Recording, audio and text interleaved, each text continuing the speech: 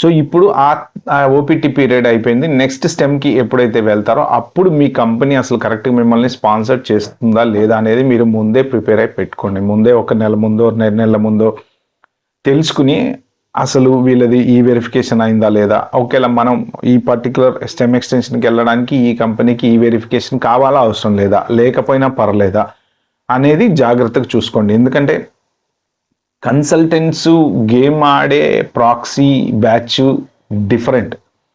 ఇప్పుడు జెన్యున్గా జాబ్ ఉండి జాబ్ చేసుకుంటా ఒక పర్టికులర్ కంపెనీ దగ్గర పనిచేస్తున్నటువంటి వాళ్ళది డిఫరెంట్.